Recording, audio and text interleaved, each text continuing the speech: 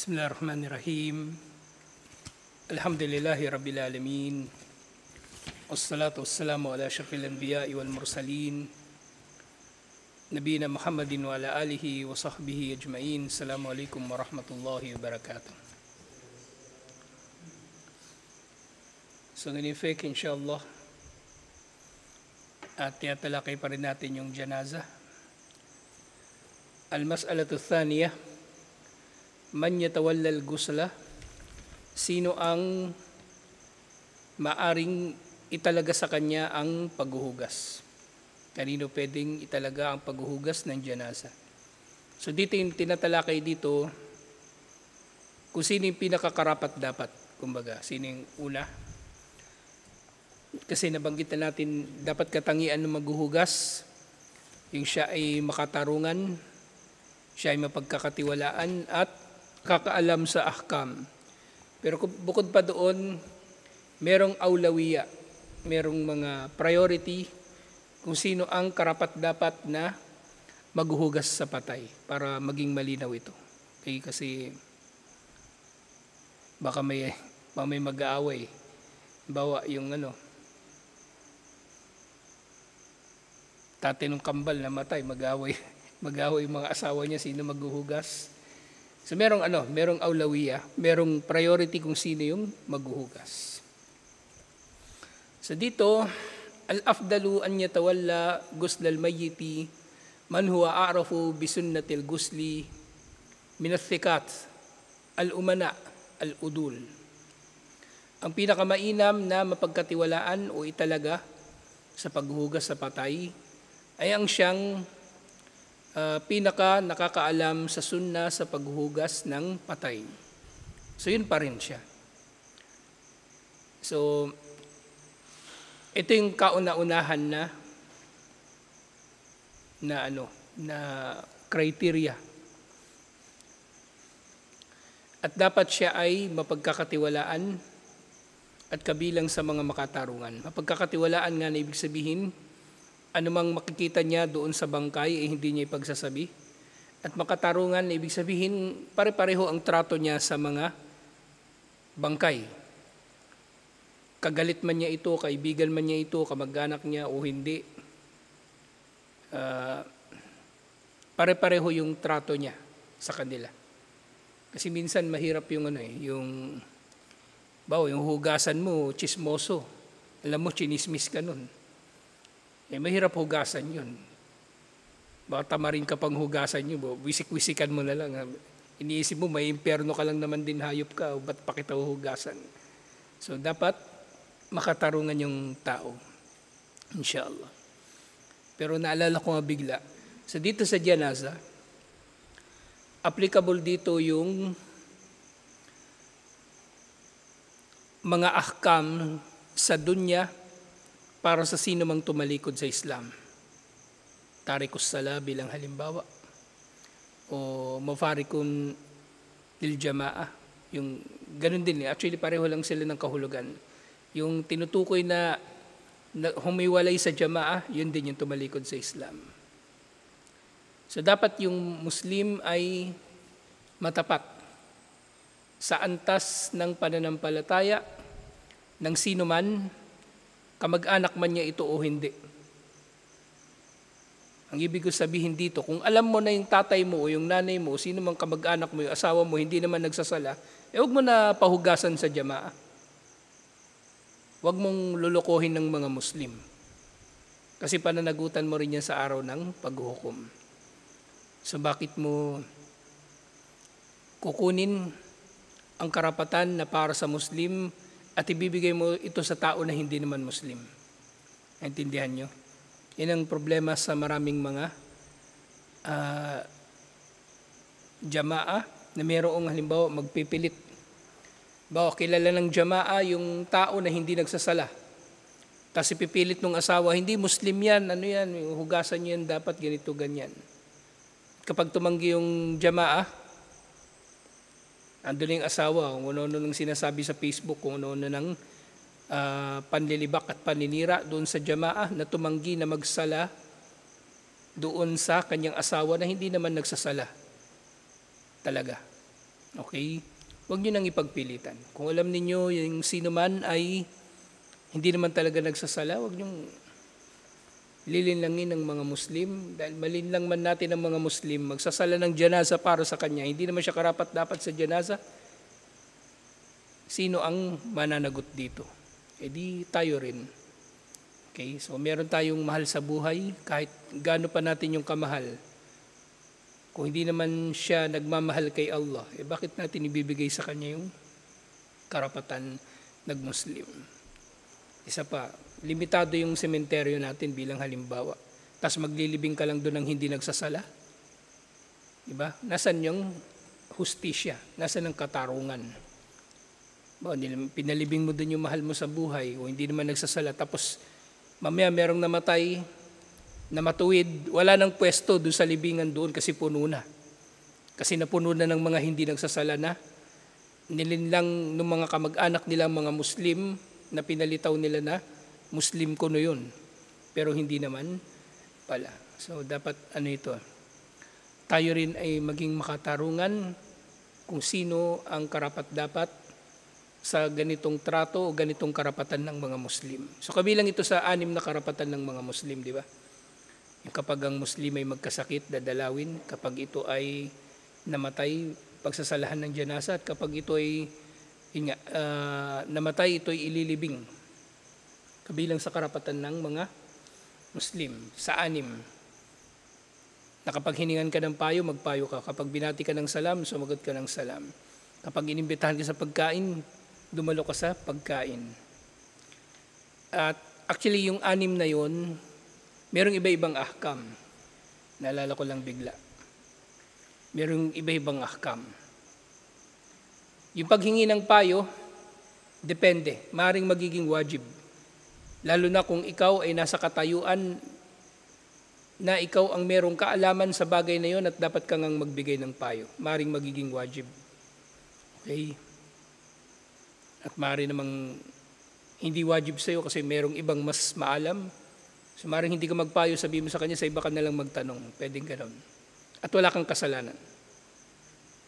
Magkakaroon ka ng kasalanan pag nagbigay ka ng maling payo o hindi ka nagpayo sa intensyon na mapahamak yung tao.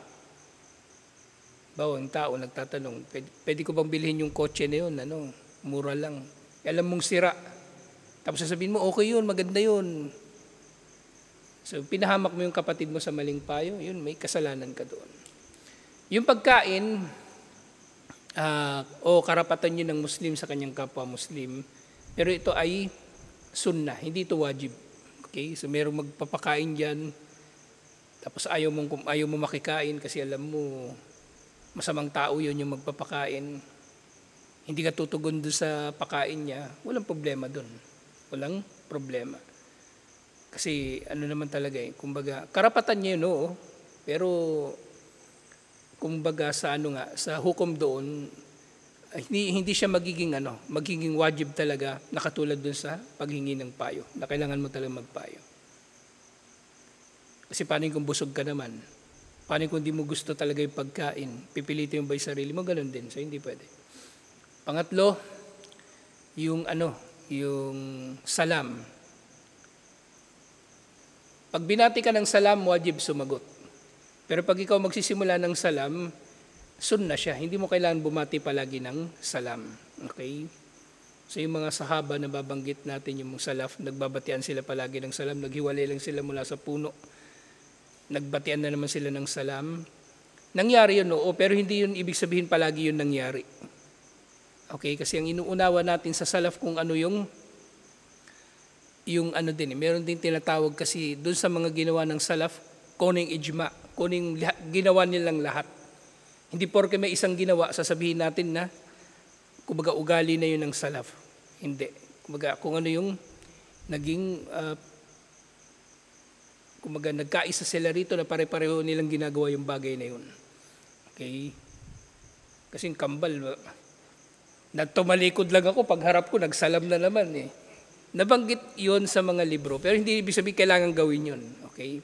So sa salam, wajib yung sumagot, yung babati, hindi mo kailangan bumati palagi. Okay? Sapat na yung yung minsan, hindi naman araw-araw, kahit nga hindi naman araw-araw. Pero pag binati ka ng salam, doon mahigpit, kailangan mong mag-reply. Kailangan mong mag-reply kasi wajib. Yung may sakit na dadalawin, karapatan yun ng Muslim, di ba? Yun ay sunna rin, hindi siya wajib naman. At depende sa sakit. Depende sa sakit. Sakit nung brother, gout lang naman. Di ba? O kahit di nyo na yung dalawin. O masakit lang yung tiyan, na impatyo. Ang talaga, yung kumbaga yung binibigyang diin na madalaw, yung naghihingalo. Yung naghihingalo. O kaya yung merong malalang sakit. Para mapaalalahanan siya na magtiis at manalig kay Allah. Mga ganong bagay. Kaya mo siya dadalawin. Okay? Pero yung halimbawa nga, yung tao, gout lang naman yung sakit. Alam mo namang hindi makatayo, pupuntahan mo pa sa bahay. Kakatukin mo, palabasin mo rito. Gusto ba, karapatan niya na dalawin ko siya. Hindi na makatayo yung tao, pipilitin mo pa tumayo. So, sunna yung pagdalaw. Yung salatul janaza, at kasama na dun, yung paghuhugas, dun yung sama na natin sa paglilibing. Salatul janaza, fardu kifaya. Pero yun nga, ang fardu kifaya, kapag nandyan na, wag mong isnabin. Dumalo ka na rin. Yun nga, yung salatul Eid, katabi ka lang ng masjid, hindi ka pa pupunta. Sasabihin mo, fardu kifaya. Anong kasi utak meron yun. Okay, may patay, andyan, may salatul janaza. Tapos nandun ka sa gilid, hindi ka sasali sa salatul janaza. Sasabihin mo, fardu kifaya. Hindi ganun. Katulad sa jihad, fardu kifaya ang jihad. Pero nandiyan na lahat ng kalaban, edi magiging wajib na sa bawat isa yung mag-jihad. Yan ang problema sa Palestine, actually. Sa Palestine, andyan na yung kalaban, pero yung mga lalaki, mas gusto nila maging refugee kaysa humawak ng armas. Yan yung numero unong problema rin doon. Kung bakit Siyempre, tinakda na yun ni Allah, pero yun yung isang kapintasan sa kanila. Nariyan na yung kalaban, ba't di pa mag-armas yung marami sa kanila, di ba? Parang sa yung mama sa pano, di ba? O andyan na yung kalaban, lahat sila nag-armas, di ubos yung pulis. Kung ginawa yun sa Palestine, ganun din. Yung sa Mindanao, yung tawag nila doon yung alam mo Ismail, yung pintakasi. Pag dumating na yung kalaban, lahat na mag-aarmas yun. Ultimo bata, may dalang armas. kahit anong lang, basta may armas, mag-aarmas silang lahat. Ganun yung nangyari din sa yung sa 44 yun. Pati yung sa sa Marawi, yung bago pumutok yung yung huhulihin na yung maute. Ganyan din nangyari, nagkaroon ng pintakasi doon sa may mga Marines na matay noon bago pa nila nasakop yung malaking parte ng Marawi. Huhulihin pa lang sana sina Isnilon Hapilon, nag-armas lahat ng Maranao, may mga namatay noon na Marines. So kung sa Palestine ginawa nila yun, edi sana na pagtatanggol nila yung sarili nila. Pero may problema rin sa kanila. So yun yung ibig sabihin ng fardu kifaya. Ang da'wa, fardu kifaya. Pero kung kulang yung nagdada'wa sa lugar, edi kailangan kailangan magdagdag ng magdada'wa, lahat magda'wa, inshallah. So yun yung tamang pag-unawa sa fardu kifaya. O paglilibing, ganun din, fardu kifaya. Pero syempre, paglilibing, hindi naman ito, halimbawa, nakapagsala ka ng salatul janaza at ililibing na yung patay, doon hindi na mahigpit doon na hayaan mo na lang yung mga may kakayanan na maglibing doon o sumama doon sa paglilibing sa bangkay. Hindi na kailangan lahat ng dumalo doon sa salatul janaza ay pupunta pa doon sa paglilibing. Kasi paglilibing, kahit ilan nga lang sila, di ba, ang mahalaga mabuhat yung bangkay. Yun lang yung kailangan. So dito nga, dapat daw ay mapagkakatiwalaan at makatarungan yung maghuhugas. At syempre, pinasimulan ko na nga ito kasi madalas nakakalimutan ito ng tao. Na kung hindi naman talaga Muslim yung tao, huwag mo nang pagpilitan na Muslim yun at ibibigay sa kanya yung kanyang karapatan. So ito na yung mga priority na sinasabi ko. Wala siyama idha kana min ahlihi wa akaribihi. Priority na maghuhugas dun sa bangkay, yung pamilya niya o kanyang kamag-anak. Pamilya niya o kaya kamag-anak. At syempre, nasa ano ito? Nasa order ng kung sino yung pinakamalapit na kamag-anak. Asawa o anak at iba pa.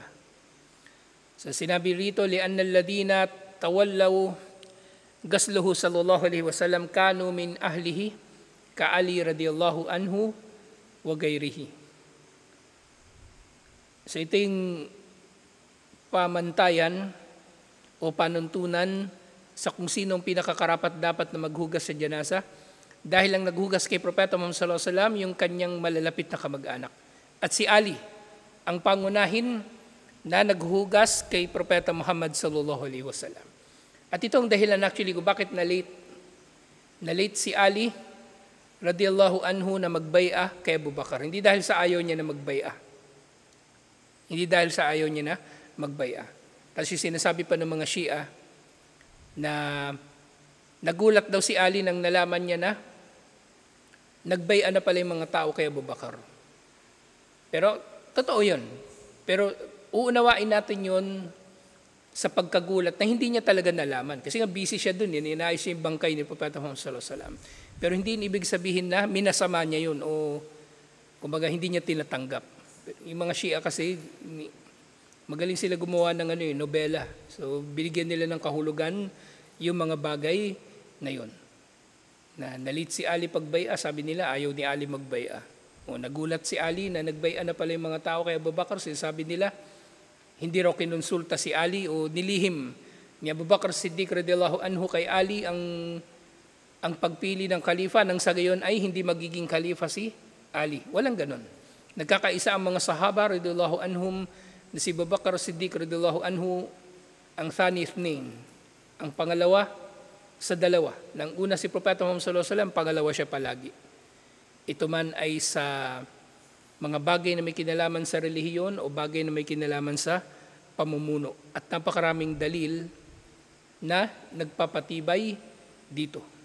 Di ba yung libro, yung Khulafa' Rashidin, isa doon binabanggit, si Abu Bakar Siddiq radhiyallahu anhu lang ang sumasagot sa tanong kahit nandun si Propeta Muhammad sallallahu alaihi wasallam. Walang gumagawa nun.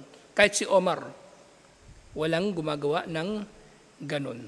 O kaya nagpapatwa kumbaga. Si Abu Bakar Siddiq radhiyallahu anhu lang ang nakakagawa nun. At dito nga wa awwalun nasi bigaslihi, ang kauna-unahan sa mga tao na maghuhugas do sa bangkay, wasiyuhul ladhi awsa an yagsilahu. Yung kanyang tagapagmana o sino man kanyang itinalaga na maghuhugas sa kanya. So dito sa pagtatalaga kahit hindi niya kamag-anak. Kahit hindi niya kamag-anak. So maaring ibang tao. Pero nababanggit sa last will and testament niya, gusto niya si ganito maghuhugas, si imam o si ganito, pwede naman. Pero kung walang ganon, so yung kanyang mga tagapagmana na unang-una nga dito yung asawa. Kung yung lalaki namatay, yung asawa niya yung babae. Kung yung babae namatay, yung asawa niya na lalaki. At kung hindi maghuhugas yung babae sa asawa niya o yung lalaki sa asawa niya, maaari naman susunod dito yung thumma abuhu, thumma jaddu. Yung tatay nung namatay o yung lolo nang namatay. Siyempre Muslim. Hindi pwedeng kafir ang maghuhugas sa janaza. Kasi kailangan meron ditong intensyon. Kailangan meron ditong intensyon. At ang intensyon ng kafir na gumawa ng gawaing pagsamba ay hindi tatanggapin siyempre. Yung kafir nag-intensyon, tapos nagsala siya, walang reward yun. So ganun din sa paghuhugas ng janaza. Thumma al-aqrabu fal-aqrab min asabatihi. At depende na sa lapit ng pagkakamag-anakan. Thumma dhawu arhamihi. At iba pang mga malalapit na kamag-anak. ويجب أن يتولى غسل الذكر الرجال wal untha an-nisa. Wajib na maghuhugas sa patay na babae ay babae at ang maghuhugas sa patay na lalaki ay kalalakihan din. Okay, hindi pwede na yung lalaki ang maghuhugas sa babae liban na lang sa kanyang asawa. Liban na lang sa kanyang asawa. Wa yustatna min dalika zawjan, ito na nga, except doon sa dalawang mag-asawa. Fa innahu likulli wahidin minhuma ghaslul akhar. Dahil maari nilang hugasan ang isa't isa. Sino man yung patay sa kanila, pwede yung hugasan yung isa pa. So merong hadith iniulat ni Aisha radhiyallahu anha, iniulat ito ni Abu Dawud, law kuntu istakbaltu min amri mastadbartu magasalan nabiyya sallallahu alaihi wasallam gayra nisaihi. Kung nalaman lang daw niya ang tungkol dito, na mas karapat dapat yung babae na maghugas sa kanyang asawa, hindi raw siya papayag na mayroong ibang maghuhugas kay Propeta Muhammad sallallahu alaihi wasallam liban na lang sa kanyang mga asawa. Kasi nung panahon na yun, si Ali ang naghugas. Pero kung nalaman niya raw ito, siya na yung naghugas mismo. At yung iba pang mga asawa ni Propeta Muhammad sallallahu alaihi wasallam. Wakala Nabi sallallahu alaihi wasallam ni Aisha radhiyallahu anha, isa pang dalil dito, iniwalat ito ni Ibn Majah. Law mitti qabli lagazaltuki wa kafantuki. So dito yung mga damir dito ay puro muannaf, pambabae na mukhatab. Si Aisha ang kausap niya. Sabi ni Propeta Muhammad sallallahu alaihi wasallam, kapag nauna kang mamatay sa akin, tiyak na ako ang maghuhugas sa iyo at magbabalot sa iyo. So ito'y dalil na yung lalaki pwedeng maghugas o pangunahin sa mga dapat maghugas sa kanyang asawa. Pero actually kung ayaw naman ng lalaki, pwede naman na ibang tao na yung maghuhugas para sa asawa niya. Ganun yung babae, pwede. Walang problema. Ang tinukay lang dito yung pagpapahintulot o kumbaga priority. Kasi nga sabi ko kanina, baka mayroong magtatalo, mayroong mag-aaway. Gusto nila sila, o tapos may asawa pa siya na pwedeng maghugas naman. So mas priority yung asawa, inshallah.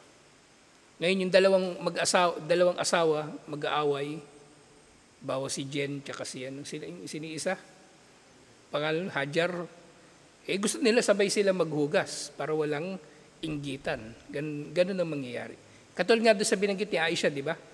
Sabi niya, magasalan nabiyya gayra nisaihi. So sa sinabi niya rito, gayra nisaihi, ibig sabihin, ang pinaghugas niya sana yung mga asawa ni Propeta Muhammad sallallahu alaihi wasallam, na maaaring mga hulugan ito na pwedeng mahigit pa sa isa sa kanila yung maghuhugas.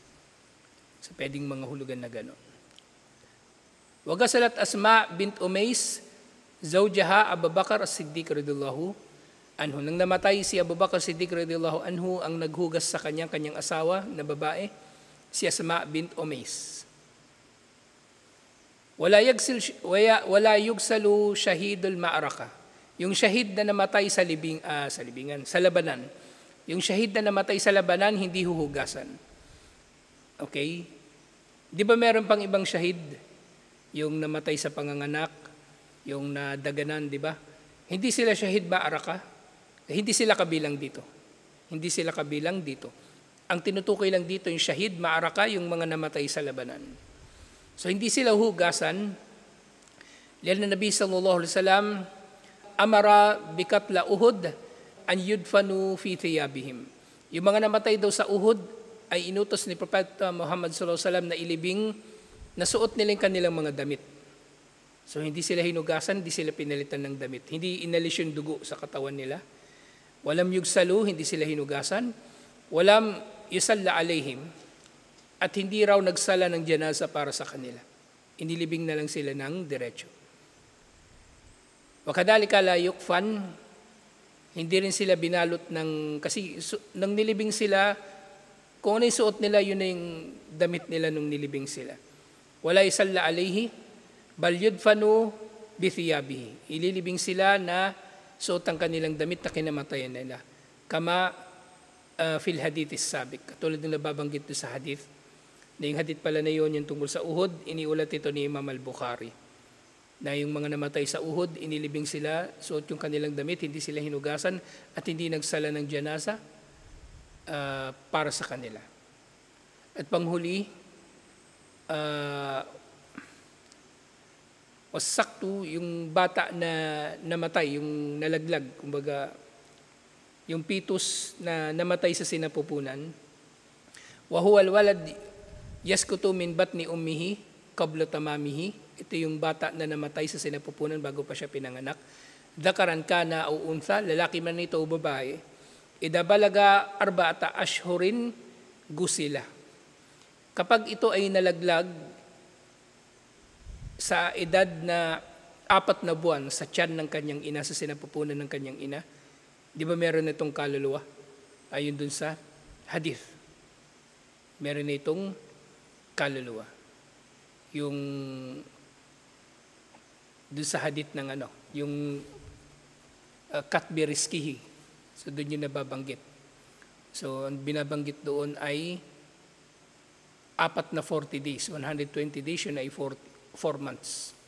So kapag 4 months na siya, meron na yung kaluluwa at maaring may hugis tao na rin yun. Hugis tao na rin yun. Meron ng ulo, meron ng paa. So siya ay huhugasan din, wakufin, at ito ay babalutan ng tela.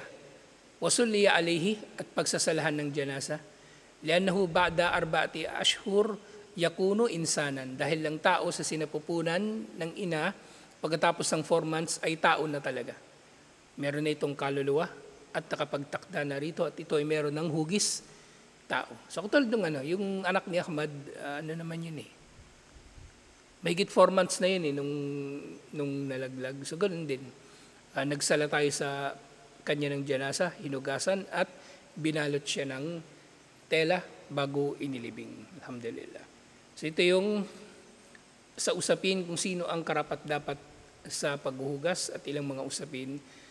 Sa susunod inshallah, yung takfin, yung pagbabalot sa patay. Kasi minsan may nag-aaway pa rito eh. Kasi may iba-iba silang mga napag-aralan na paraan kung paano babalutan ng patay. Pero actually, sa lahat ng bagay na ito ay puro may pagpapadali. Actually, katulad sa wudu at gusul, merong mujzi, di ba? Yung kumaga sapat na natupad yung kung ano yung kailangan na isinabatas, ganoon din sa pagbabalot. Kung tutuusin nga sa pagbabalot, sapat na nabalutin ng isang tela lang yung bangkay, lalaki man o babae, at ililibing. Walang problema, hindi na kailangan may mga ritual pa. Na halimbawa yung iba, kailangan daw talaga 3, kailangan may ganitong paraan ng pagkakatali. At ang masama niyan, yung paraan pa nila ng pagkakatali, meron pang mga yun. May mga kasama pang paniniwala. Dapat daw ganito pagkatali kasi pag hindi yan nakatali ng maayos, tatayo. O ano pang paniniwala nila. Mali na yun. Okay? So, next week, inshallah, ito, matatalakay na natin yung tamang pagbabalot sa patay ayon sa sunnah. Hindi ayon sa kung ano-ano yung sabi-sabi ng mga tao na hinaluan na nila ng paniniwala. Hindi ko alam saan nila nakukuha yung paniniwala na yun eh. Pero siguro nga may napanood akong horror. Kasi minsan nanonood akong horror eh. Indonesian. Yung mga ginagawa talaga nila may mga paniniwala, may kahalong mga paniniwala na dapat ganito yung paraan ng pagkakatali sa patay. O kaya nililibing nila yung patay, nakabukas yung muka. At iba't iba pang mga, baka yung bakas pa rin yun ng kumbaga, ng kung ano yung dala-dala rito na lumang pagkakaunawa nila sa Islam bago pa nga dumating ang pag-unawa sa mga dalil. Pero nga, hindi tayo nakakapit sa kung ano yung kinagisnan natin. Tayo ay nakakapit sa dalil o sa mga batayan, inshallah. So tutuloy natin ito next week. Assalamualaikum warahmatullahi wabarakatuh.